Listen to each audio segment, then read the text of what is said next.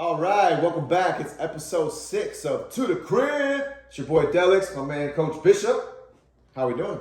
Hey, I'm doing good. How y'all doing today? Thank you all again, like always, for tuning in, checking out our podcast, and looking at the episodes. Like you said, we got episode 6 coming to you. So make sure you hit the like button to subscribe. And please don't just keep this stuff to yourself. Share this with all your friends and family. Share it all over, post social media. Put this thing out there, let everybody see it. Help us build up our fan base as well. We appreciate y'all for being fans.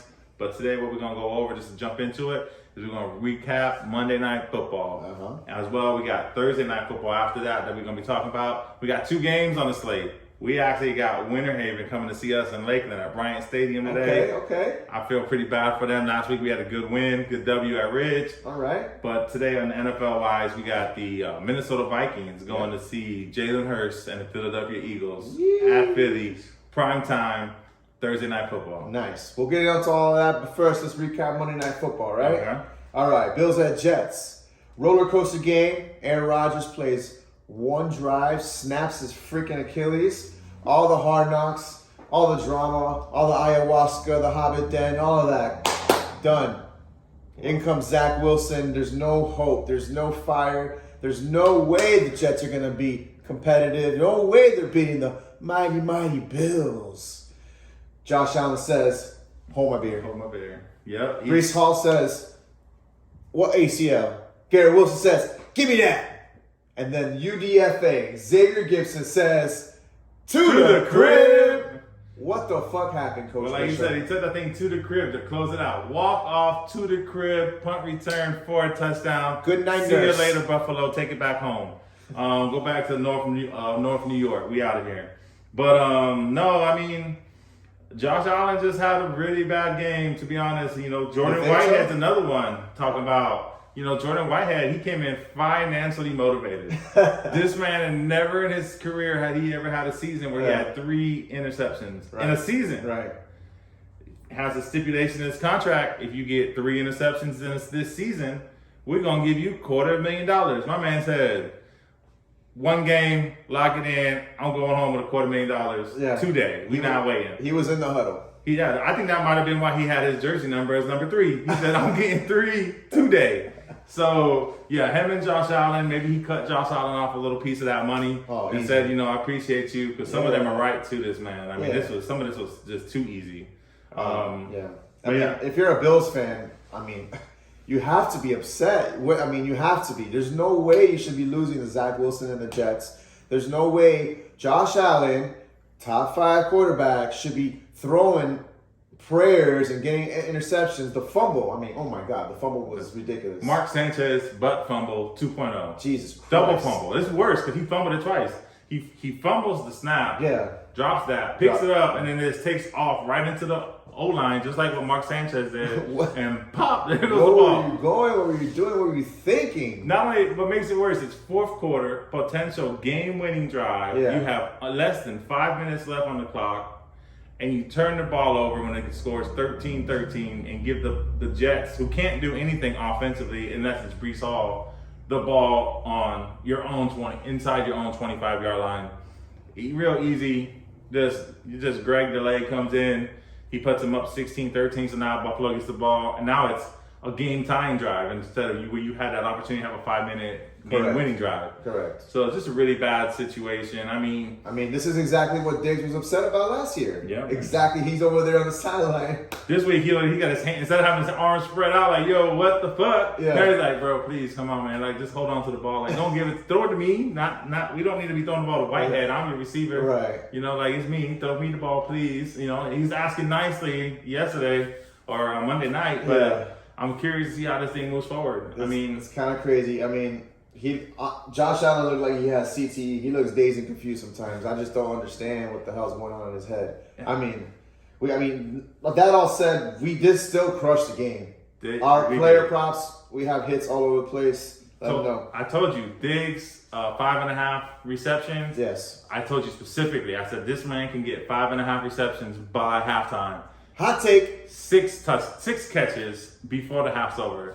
Lock it up. I told you about Brees Hall said his receiving yards was 11.5. I was like, that's way too easy for this man. All need one. All you need is one little screen. What was the play call? Screen right.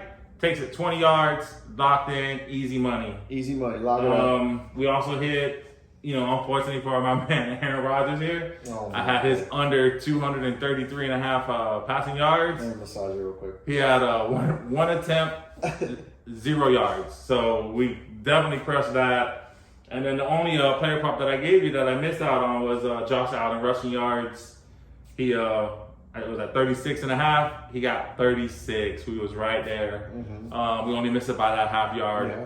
But he decided to run into his offensive line and fumble the ball instead of getting that extra yard for us. So ridiculous. That was on him. And then Kincaid also, we said that he's going to be able to get, probably get over the middle. He had his over-under was 2.5 receptions. We hit that as well. Lock it up. And then you also had James Cook. Over 14.5 receiving yards. Yeah, on Underdog, I hit the 5-leg parlay. When I was looking at it, so 2 of the ones I had in my Underdog parlay as I was creating it was the kickers. The way I looked at it is these are 2 good defenses, so you're going to get a lot of stops. Okay. So I just felt like these kickers are both going to get 2 field goals each. Okay. So a good way to look at it, because when I'm looking at these underdogs now and I give you these kickers like right before game time, it's usually 1.5 field goals. If the offense is going up against a solid defense, you can expect stops and maybe less touchdowns, more field goals. So that's kind of where I did it. I decided to plug both of them in, and I had James Cook in on his receiving yards there. Yeah. And I mean, Diggs was part of it as well. Yeah. It was definitely a good little leg I had. On the week we crushed it. Monday night crushed it even more. Just to recap, Bills losing. It's great for the AFC. Yes. Not good for them, obviously. Are we starting Brees Hall? You definitely, right? Brees Hall is definitely a start. Wheels up. If you're a Dalvin Cook owner, you were kind of hoping Brees Hall didn't look like this right off the bat. Right. If you drafted Dalvin Cook, you're thinking, I'm going to get me 4 to 6 weeks of Dalvin Cook kind of carrying the load. And Brees Hall said on his second carry, bro, he said two carries, 100 yards, like lock it up. Yeah. This is my backfield.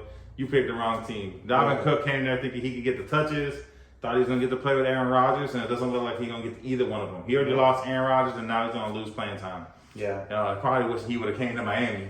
Right. But that's a different thing. But as far as this game goes, the Jets, don't buy into the Jets. Just because they beat Buffalo, they were playing at home. Whitehead had 3 picks. Yeah. Josh Allen had butt fumble. I definitely am not buying the Jets being good this year. Not a good. Zach Wilson's not taking them to the playoffs. Yeah, I mean, we said Gabe Davis would be running wind sprints. That's exactly what happened as well. Are you trusting Gabe Davis at all? I've never trusted Gabe Davis fantasy football wise, unless it's best ball stuff. All right. I like him in best ball because he's going to have those games he blows out. But for the majority of the games, he's just running wind sprints. Two catches for 32. For the people that own him on the team, you try to sell him. Try to package him in a deal. Try to package him. Hopefully he blows up against the Raiders. Yeah, but this is somebody who I'll tell you, moving forward, not somebody you want to have. Don't try to avoid drafting him. I mean, even though he's there, you don't have to draft him because he's sitting there looking at you. Right. Let one of your league mates be the one who deals with the situation. All right. So, moving on. We're going on to Thursday Night Football. We got the Vikings at the Eagles. Eagles are -6 right now with a total of 49 on the game. A couple things to set up the game. Minnesota, they lost to Tampa Bay last week, which we told you to listen to us. Yep. Tampa Bay was going to pull that out. Philly, they ended up beating New England, but they didn't look as good as people would think. They looked a little rusty, to be honest. Hurts didn't play any of the preseason, so maybe that has something to do with it. But, they got a little scared. All that said, no Gainwell tonight, so we're going to have to do something different. We're activating Penny and Swift. Which one are you going to trust? I'm trusting Swift more than I'm trusting Penny. Okay. And the reason I say this is based on what they showed me last week. Right. We've talked about this already. Swift was in uniform.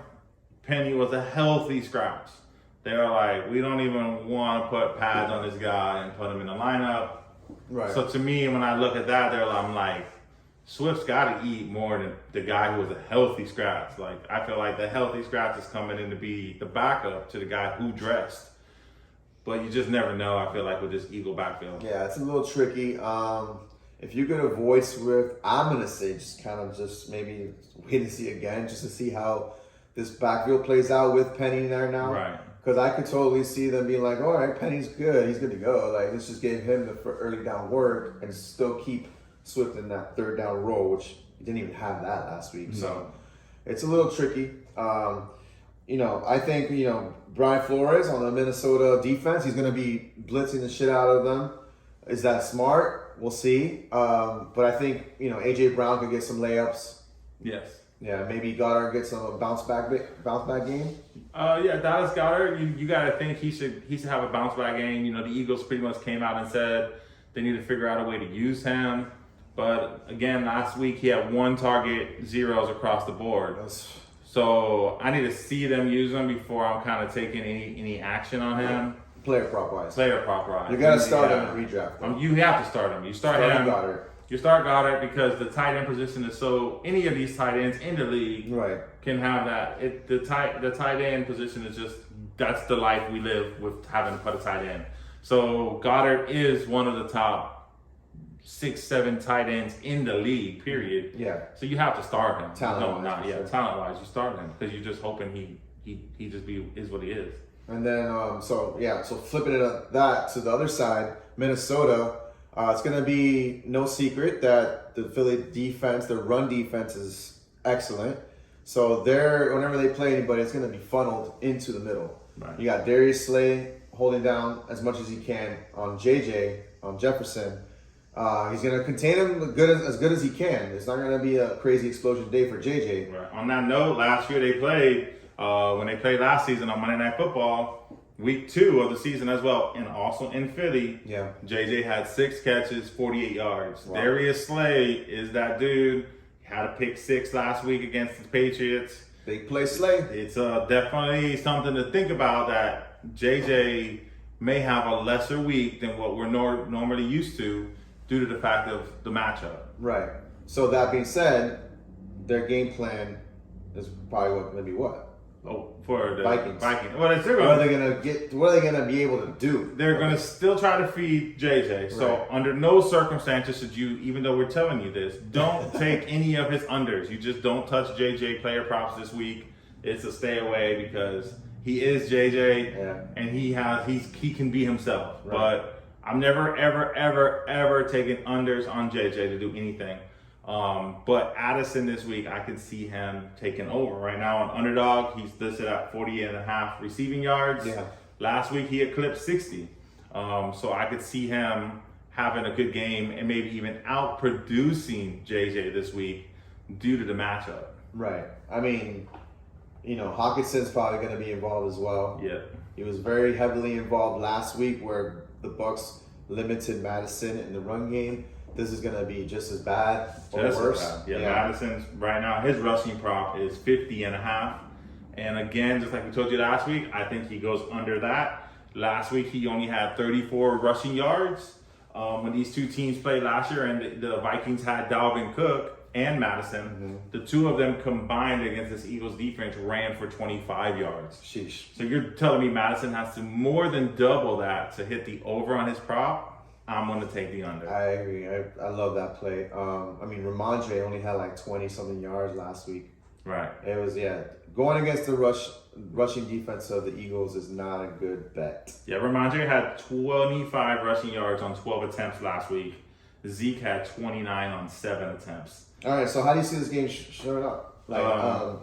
Game line, game spread? I see the spread. The Eagles should cover. I don't like taking the 6 points. I'm probably staying away from betting the line, but I see this being an under 49 game. Under 49. Under 49. I feel like the Vikings maybe score 17 points, but that doesn't mean that the Eagles necessarily are going to blow up either. So I think this game goes under the 49. Okay. Cousins is going to have to be playing catch up. I could see it being like a 27 to 17 game, Okay. where they do cover the 6. But like I said, I'm not taking that line. I'm taking the under in the game, which means Cousins is going to be throwing the ball. The line I do like right now is another one on underdog is Kirk Cousins 37.5 pass attempts. Last week against the Bucks, 44 attempts. Yeah. When these two teams played last year, he had 46 attempts. And Mac Jones just had to throw the ball 54 times because this run defense is so good. Right. They're going to be forced to throw the ball. So I see the Vikings throwing the ball a lot just because they're going to be behind, negative game script. They're going to have to play catch up. And I see the Eagles winning. Yes, So sir. I like teaser props. So I like taking teasers. On this one, I'll take a 2-player teaser and move the line 6 points. So give me the Eagles even money. And give me the 55, move the over under to 55 instead of 49, and take the Eagles with the under 55. is So what I tease have. both. Get the Tease Eagles both. at even, like a pick 'em. On teasers, you have to tease two. So you Okay. have to pick both sides. So you either have to take Vikings plus 12 or the Eagles at 0. So Okay. I'll take the Eagles at 0 and move the spread higher and take the under. Gotcha.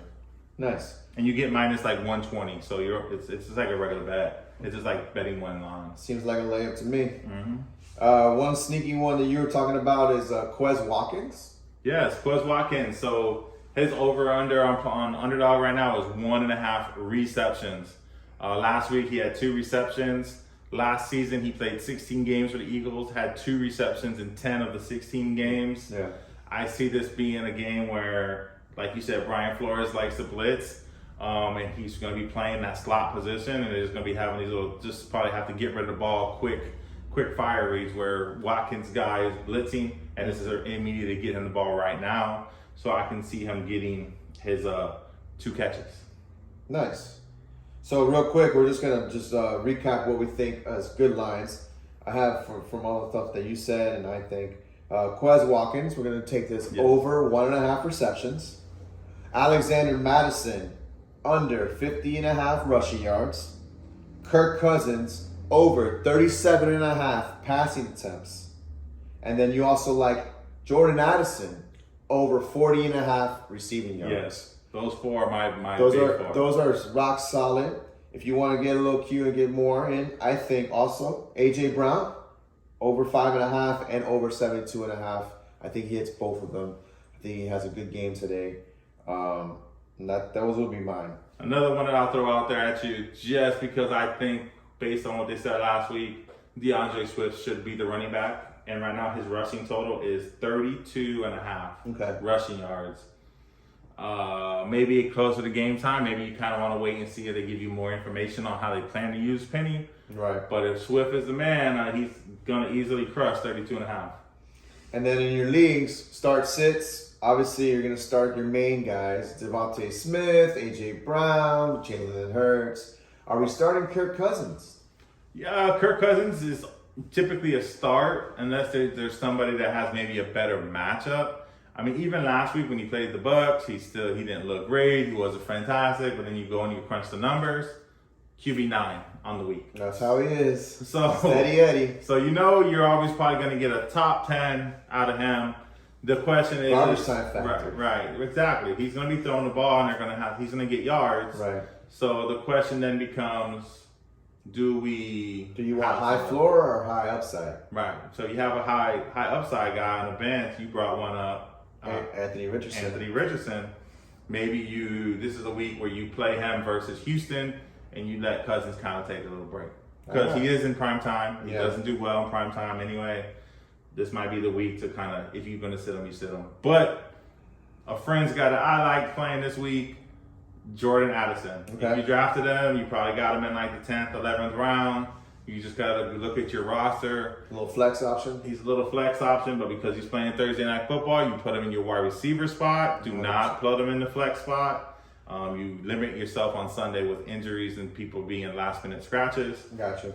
But he's just definitely somebody I think has the potential to have a good week. He scored last week, had a good week last week. You're starting both tight ends, Hawkinson and Goddard. Definite starts. Okay. Start Hurts. So, and then what are you doing with Alexander Madison? Like I've been saying, I say this every time we're on the show, we're talking about the Vikings. Yeah. I avoided him. If you look at the show last week, we told you take his under rushing yards, right? He went under.